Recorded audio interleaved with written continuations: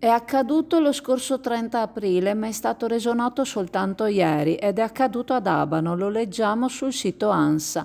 Un uomo 46enne ha accoltellato la moglie usando un coltello con una lama di 25 centimetri.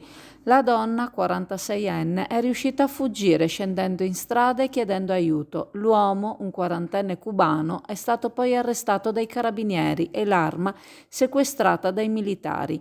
L'uomo era già noto alle forze dell'ordine ed è stato accusato di lesioni personali aggravate.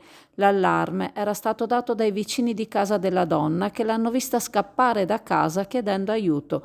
Le ferite subite dalla signora, portata in ospedale, colpita al capo e alle braccia, sono risultate guaribili in 20 giorni.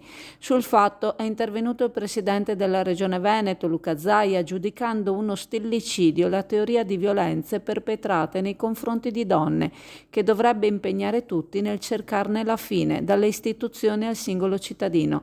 Ha ricordato che ieri in Regione è stato presentato un instant book dal titolo Il rumore delle parole a Giulia e a tutte le altre, realizzato da Il Cantiere delle Donne in collaborazione con l'associazione Riviera Donna. Questo raccoglie 38 storie di donne vissute di violenza di genere, il cui ricavato sarà devoluto in beneficenza.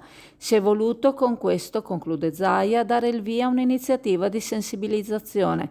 Ciò che è accaduto ad Abano dimostra quanto sia importante continuare nella lotta contro la violenza di genere, sia sul piano culturale che nelle azioni concrete.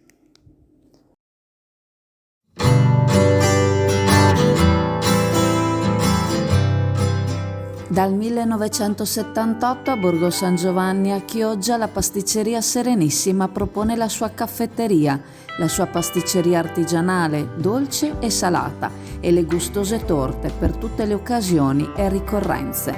Gusta la tua colazione alla pasticceria Serenissima con la sua selezionata caffetteria e le sue brioche artigianali.